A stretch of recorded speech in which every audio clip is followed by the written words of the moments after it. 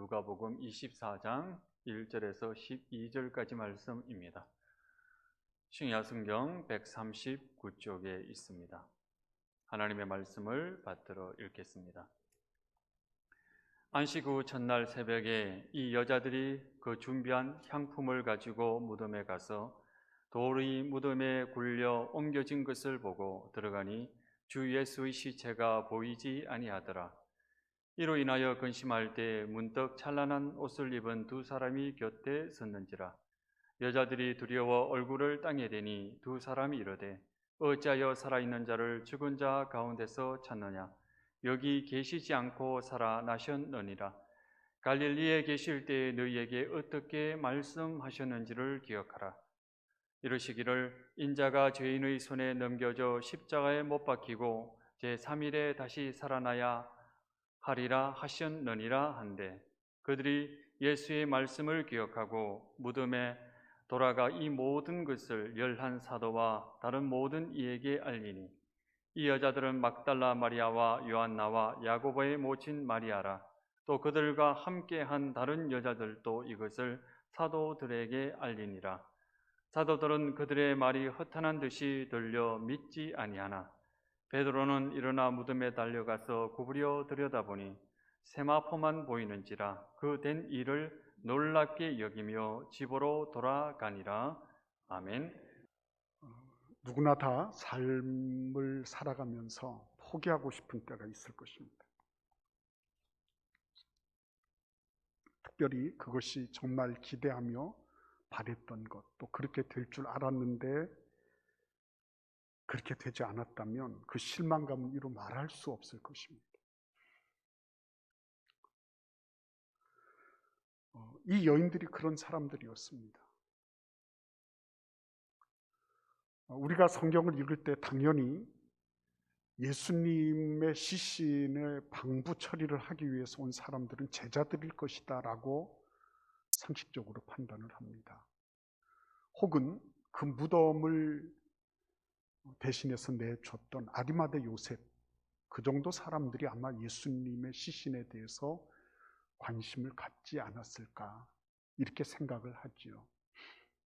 그러나 뜻밖에도 일군의 여인들이 나타나서 예수님의 무덤을 찾고 있는 이 장면을 바라보면 그렇구나. 실망과 좌절의 늪 속에 있던 사람들이죠. 이 사람들이 로마의 폭정에 시달리고 있습니다. 그리고 그들은 그야말로 먹고 사는 것, 그 소박한 행복을 추구했던 사람들이에요. 그럼에도 불구하고 자신들이 그렇게 믿고 의지하며 따랐던 예수님을 보호하지 못했어요. 로마 정권 앞에서 보호하지 못했습니다. 지몬미라 그러죠. 지몬미, 지켜주지 못해 미안해. 그런데 그 지몬미의 그런 마음들이 이 여인들에게는 있었어요. 나아가서 그 사랑하는 예수님을 로마 정권에 넘겨버린 종교 기득권자들, 대제사장, 서기관, 바리새인들, 이런 사람들에 대한 그런 원망과 분노, 이것들도 역시 같이 공존하고 있었어요.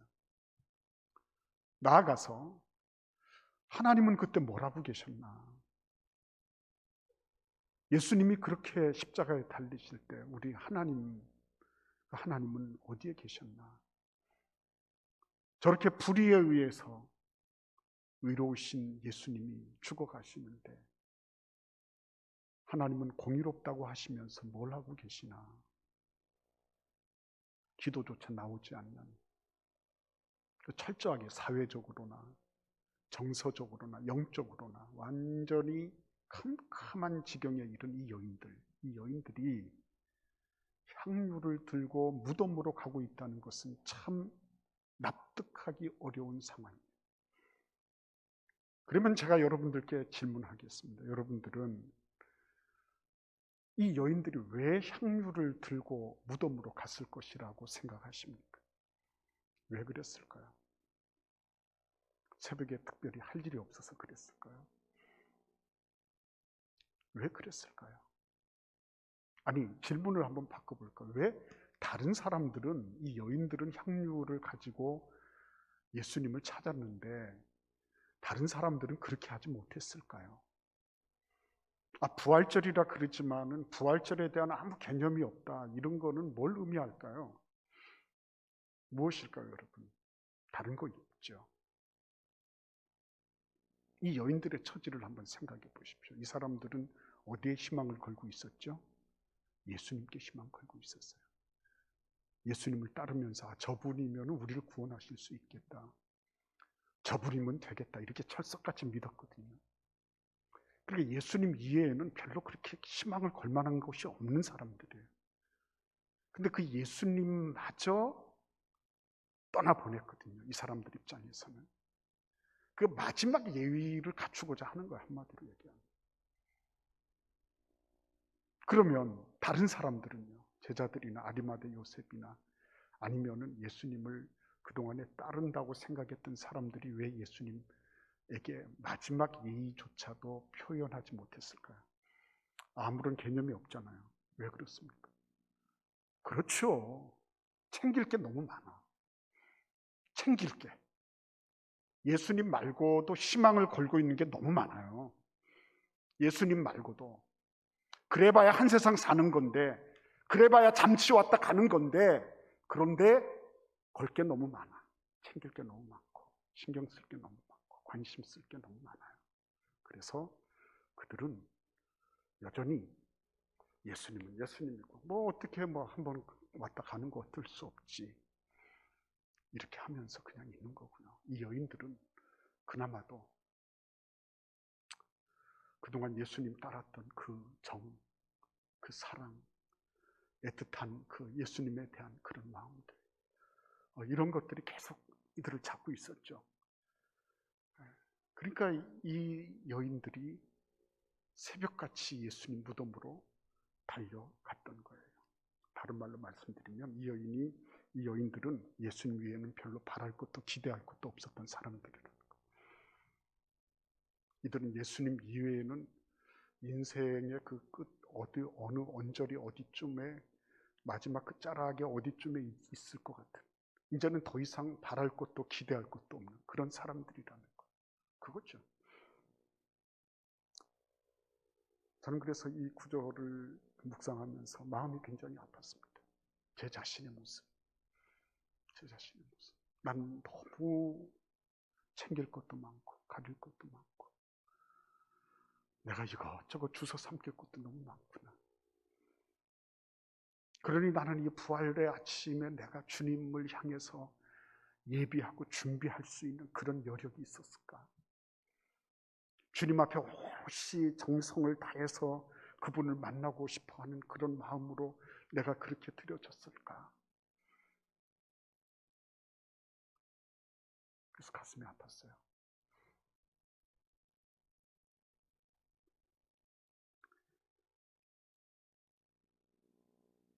이 여인들의 그런 그 새벽 어두운 길을 재촉해서 무덤으로 왔지만 그들이 바라던 바램은 이루어지지 못했습니다. 성공하지 못했습니다.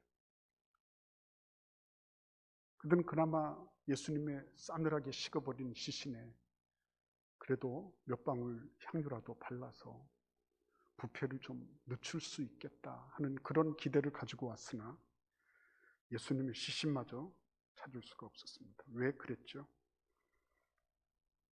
왜 그들은 자신들의 그 좋은 동기, 그렇잖아요. 나는 좋은 동기로 시작을 했어요. 나는 선한 동기로 시작을 했어요. 그러나 그 선한 동기가 반드시 선한 결과를 맺는 것은 아니더라고요. 예수님, 나는 좋은 마음을 가지고 착한 마음을 가지고 했는데 왜 이렇습니까, 세상은? 테스 형 말 좀 해봐, 테스 형. 왜 이래, 세상이? 우리는 새벽같이 이렇게 왔는데, 다른 사람 눈 뜨기도 전에 부지런히 왔는데 왜 예수님은 이렇게 안 계신 거야? 이유가 있죠. 그 앞에 여러분 23장 부분을 한번 보시기를 바랍니다. 이들이 뭐라고 했나?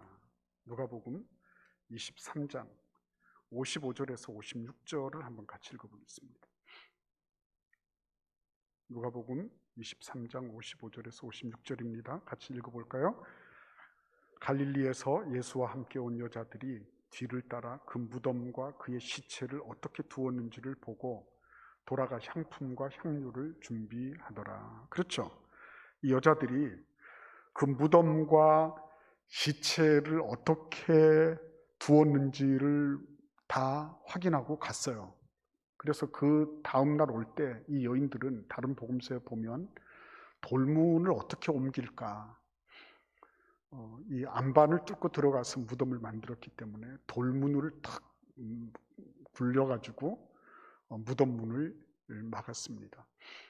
근데 돌문을 어떻게 막을까, 열까 하는 그런 걱정을 했지, 예수님 무덤이 어디 있나 뭐 이런 거는 걱정하지 않았어요. 그러니까 그들은 굉장히 뭐예요? 이미 자기들은 예수님께서 돌아가셨다, 그리고 예수님께서 그곳에 매장되는 거 우리가 다 확인했다, 굉장히 상식적인 차원에서 예수님을 따라간 거예요. 예수님을 찾으러 나간 것이었습니다. 상식이 나쁜 것은 아니지만 다 옳은 것도 아니에요. 대중이 다 아는 상식이라도 그럼에도 불구하고 어떤 것은 맞기도 하지만 어떤 것은 철이 지나고 어떤 것은 잘못된 것이 상식화되어 있는 경우도 많이 있어요. 예수님의 죽음에 대해서도 그들은 상식적으로 자기가 보고 느낀 것대로 했어요. 의뢰이 죽으면 무덤으로 들어가야 되는 거고 우리는 무덤으로 찾아가는 것, 그건 상식이다라고 생각하기 십상이었습니다. 근데 그 상식이 들어맞지 않았습니다. 두 번째는 그들은 자기들의 경험, 자기들이 경험했던 팩트, 그것에 기반했어요. 왜냐하면 자기 두 눈으로 똑바로 봤거든요. 그 팩트라는 거예요. 예수님 거기 누워 계신 거 우리가 다 봤어, 확인했어, 오케이? 이렇게 된 거예요. 그래서 팩트를 체크하고 리체크하고 그 다음에 더블 체크해라 뭐 이런 얘기 하잖아요. 근데 여러분, 팩트는 진리입니까?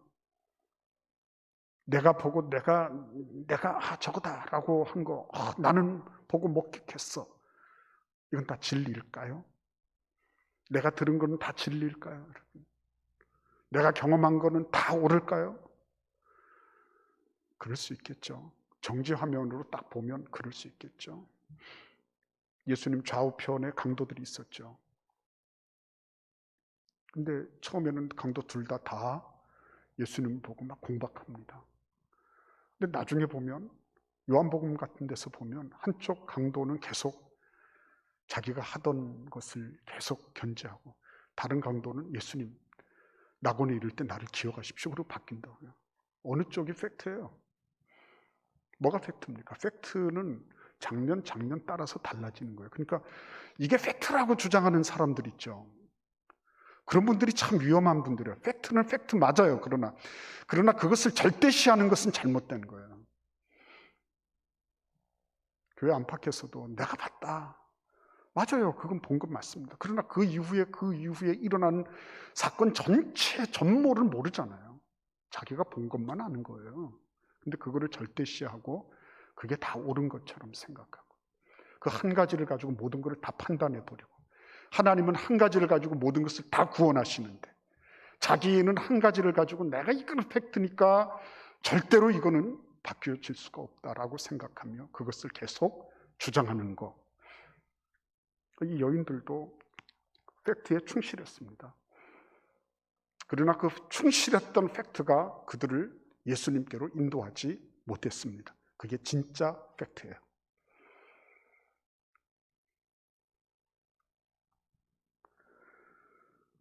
그래서 여러분, 이들이 실패했던 원인, 좋은 동기를 가지고 난 교회 왔어요, 난 좋은 동기를 가지고 이렇게 저렇게 봉사하고 섬기려고 했어요. 그런데 그곳에 예수님 안 계셨어요. 난 이럴 줄로 알았어, 난 마땅히 그럴 줄로 알았어. 근데 내가 경험한 팩트는 이게 아니었어. 내가 체험한 교회는 그런 데가 아니었어. 그래서 낙심하고 좌절하는 것입니다. 그러니까 여러분, 우리가 신앙생활을 할 때도 이런 부분들에 있어서 얼마나 많은 조심을 해야 될지 몰라요. 내가 알고 있고, 내가 경험하고, 내가 그리고 그거를 사실이다, 그건 객관적인 그런 사실이다 라고 말을 할 수 있어요. 그러나 그것이 시대를 다 초극해서 영원부터 영원 전까지 이르는 진리다라고는 말하지 못할 거예요. 예수님을 만난다고 하는 것은 진리의 실체를 뵙는 것을 의미하는 것입니다. 진리는 인간의 그런 상식과 나의 그 알량한 그런 주관적인 어떤 두뇌 안에 갇히지 않는다고 하는 사실입니다. 진리는 진리로서 대해야 되는 것입니다.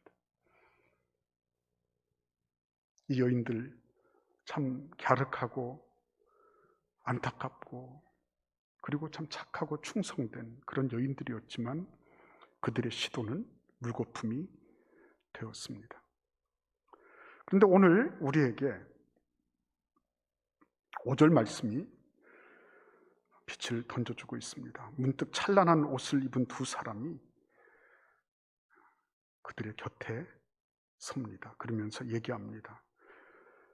여자들이 두려워 얼굴을 땅에 대니 두 사람이 이르되 어찌하여 살아있는 자를 죽은 자 가운데서 찾느냐, 이렇게 말합니다.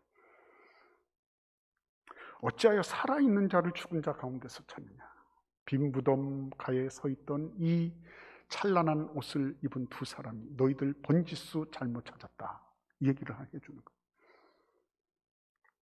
너희들의 시도는 좋았지만 그러나 너희들은 근본적인 오착을 경험하고 있다라고 얘기하고 있는 것입니다.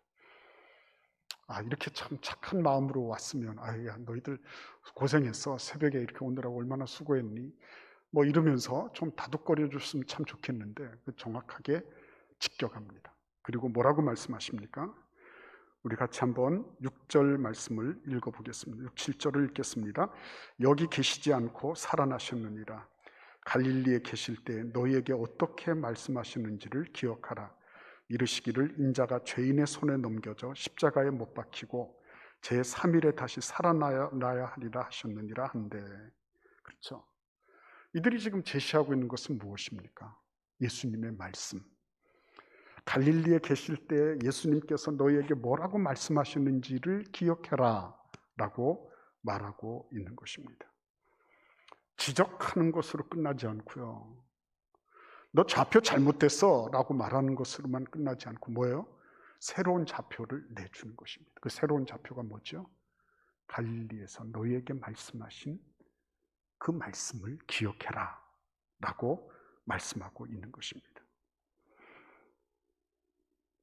교회가 그런 곳이죠. 교회는 근본적으로 우리가 어느 좌표에 위치하고 있는지 우리의 현 좌표를 읽게 만듭니다. 그리고 그것이 잘못되었을 때 새로운 좌표를 우리가 읽을 수 있도록 그것을 제시해 주는 것입니다. 제일 훌륭한 부모님이 누구신지 압니까? 오냐 내 새끼 최고다가 아니라 이런 부분에서 너는 현재 이 좌표를 걷고 있어. 너의 현 위치야. 근데 네가 바람직하게 가야 될 곳은 이곳이야. 엄마 아빠는 그 길을 걸어가고 있어. 너도 같이 갈래? 그렇죠?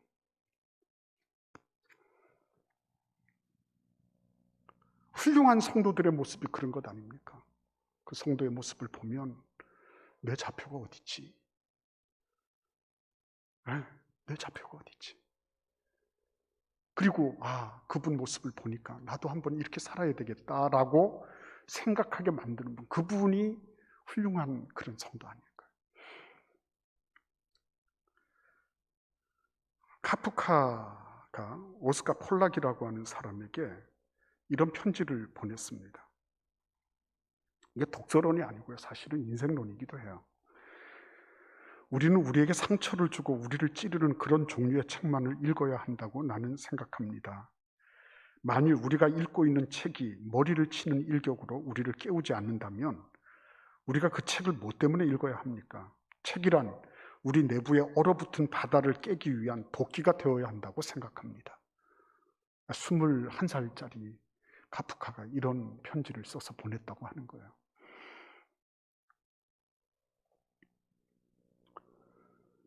그러니까 이 두 사람의 찬란한 옷을 입은 천사겠죠. 근데 그 천사들이 얘기해 주는 게 뭐예요? 상식과 팩트라고 하는 편견으로 가득 차 있는 이 여인들의 머리를 완전히 부숴버린 거죠. 뭐로요? 진리로. 그렇죠? 성경을 읽고 묵상하고 신앙생활을 할 때요, 우리에게 그런 것들이 없다고 한다면 참 비참한 것 아니겠습니까? 내 머리를 직격해서 나의 꽁꽁 얼어붙어 있는 그런 영성을 확 깨서 부숴버리는 그런 일들이 나의 삶 속에 없다면 얼마나 그 신앙생활이 힘들고 어렵고 지루할까요? 나는 그거 팩트야. 교회 다녀도 그렇고 뭐 신앙생활 한다는 것도 다 그래. 내가 봤다니까. 나 해봤어. 나도. 다 그런 소리 합니다. 자기가 알고 있는 게 전부 다거든요. 자기가 알고 있는 게, 자기가 본 게 전체 다거든요. 예, 그렇게 생각하는 겁니다. 그래도 상식적으로 이 정도는 해야지 교회 아니겠어. 그렇죠. 근데 이 찬란한 옷을 입은 두 사람은 상식도 팩트도 아닌 그 빈 무덤이라고 하는 마지막 자락에 서 있으면서 그들을 다시 말씀으로 일깨우고 있는 거예요. 말씀으로. 여러분, 일반 저자들이 지은 책도 저렇게 도끼 역할을 한다면 영원하신 하나님의 말씀을 쥐고 있는 우리야말로 우리는 뭘 가지고 있는 거예요? 도끼 정도가 아니잖아요. 남극과 북극의 몇 미터짜리 얼음을 깨고 나가는 세빙선 같은 거를 우리는 가지고 있는 것 아니에요. 예?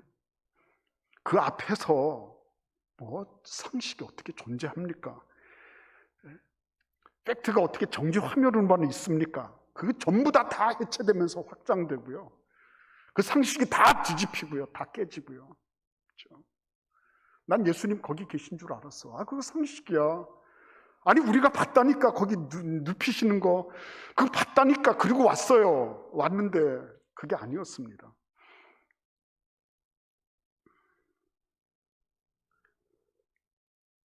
그래서 여러분, 부활의 증거를 찾는 사람들 많아요. 나 하나님 만나고 싶다 이런 분도 많고요. 그리고 난 그렇게 성경을 많이 읽고 묵상을 많이 해도 나는 하나님을 못 만났어. 나는 하나님 앞에 나는 뭐 진하게 어떤 그런 주관적인 경험 같은 게 없어. 이렇게 말씀하시는 분이 계시다면 오늘 이 말씀을 잘 귀담아 들으십시오. 결국 예수님의 말씀은 뭡니까? 최종적이고 궁극적인 말씀입니다. 이 말씀은 더 이상 빼거나 더할 게 없는 거예요. 이전에도 그 말씀이 진리였거니와 앞으로 뭐 영겁이란 말은 참 우리가 쓰기가 그렇지만요, 불교 용어지만 이제 다들 문화적으로 다 이렇게 동화가 됐죠. 영겁의 세월을 지나서 영원의 세월 이후에도 예수님의 말씀은 진리인 거예요. 그 전에도 진리였고 이후에도 진리고요. 영원히 진리인 거예요. 더하거나 빼거나 할 것이 없기 때문에 언제 말씀하셨든지 그것은 최종적인 권위를 가지는 것이고 궁극적인 가치를 지니는 거예요. 그것에 기반했을 때만 우리는 예수를 만나는 거예요. 그것에 기반했을 때만 부활하신 예수가 어디 계신지를 아는 거예요. 난 교회 찾아왔는데 교회는 예수님이 안 계시대. 칼국수에 칼이 없는 것처럼,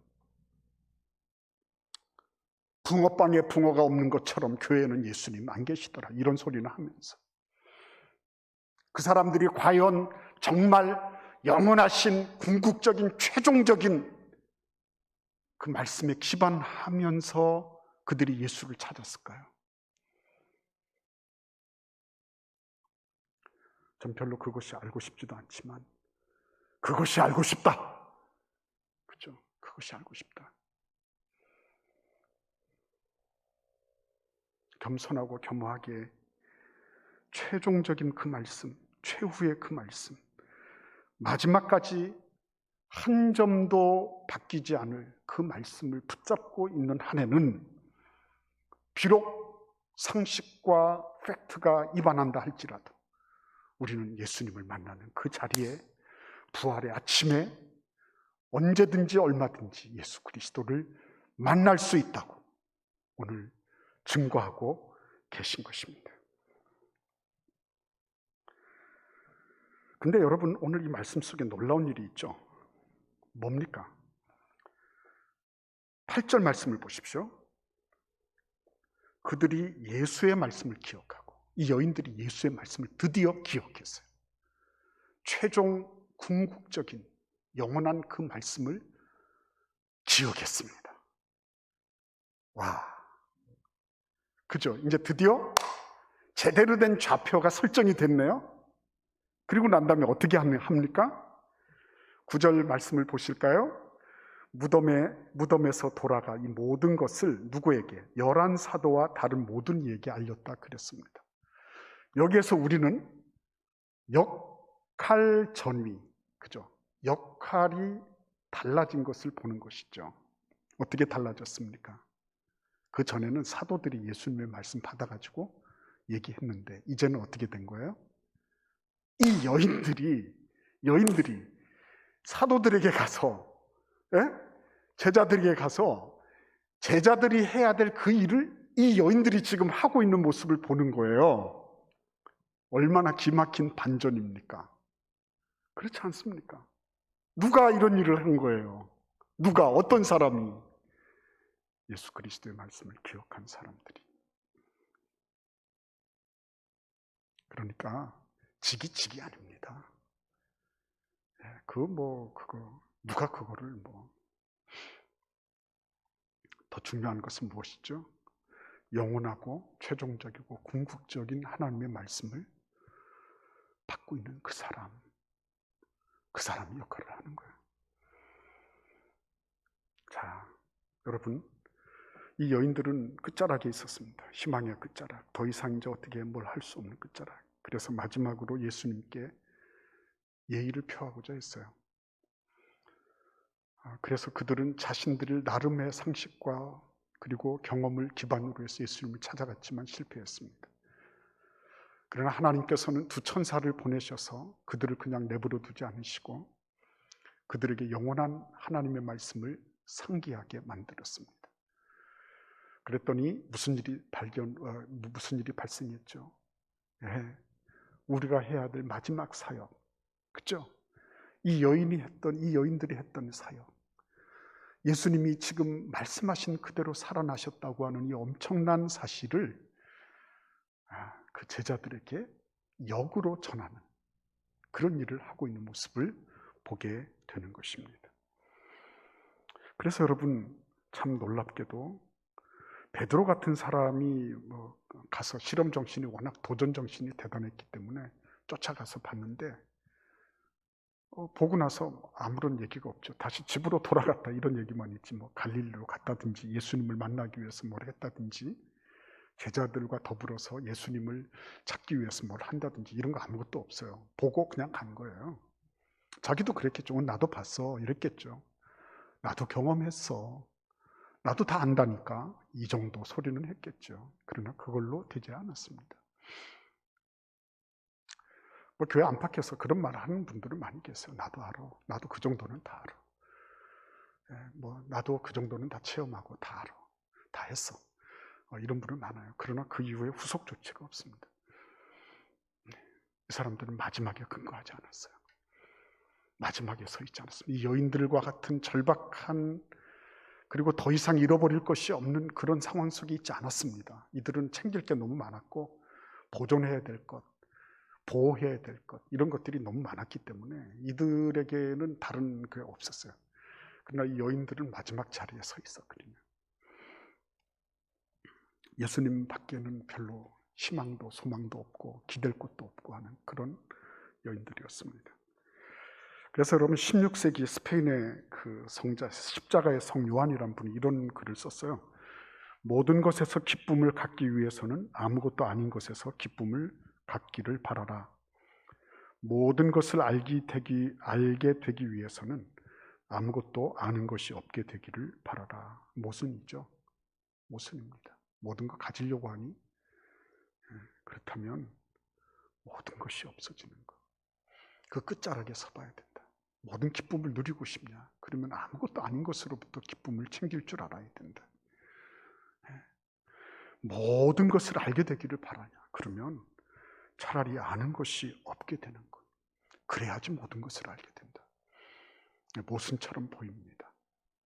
근데 정말 이 끝자락에 가 있는 거, 끝자락에 가 있는 거, 끝자락에 가 있는 그 여인들이 결국은 그 일을 해냈어요.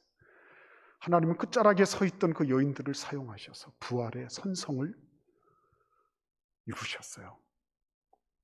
오늘 우리가 서 있는 자리가 어디일까요? 나는 지금 어느 자리에 서 있을까요? 나는 지금 정말 부활하신 예수 그리스도를 진짜 그분 이외에는 어떻게 기댈 곳도 소망할 것도 없는 그런 끝자락에 있습니까? 아니면 나는 그분 말고도 내가 챙기고 내가 보존하고 보호하고 내가 누려야 될 게 너무 많아서 나는 그럴 여유가 없습니다. 그렇게 얘기하시겠습니까? 심령이 가난해야 천국을 이룹니다. 가난한 그 절대 가난의 자리, 그 자리가 끝자락입니다. 이 세상의 팩트와 상식이 난무한다 할지라도 한터럭도 진리를 만날 수가 없습니다. 진리를 만나기 위해서는 우리는 끝자락에서 나는 아무것도 모릅니다. 저도 때로는 성경 말씀을 묵상하면서 이 말씀 그전에도 설교한 거 다 생각나고 나도 이렇게 설교했는데 그때마다 하나님께서 저에게 말씀하시는 거 끝자락에 가서 서라.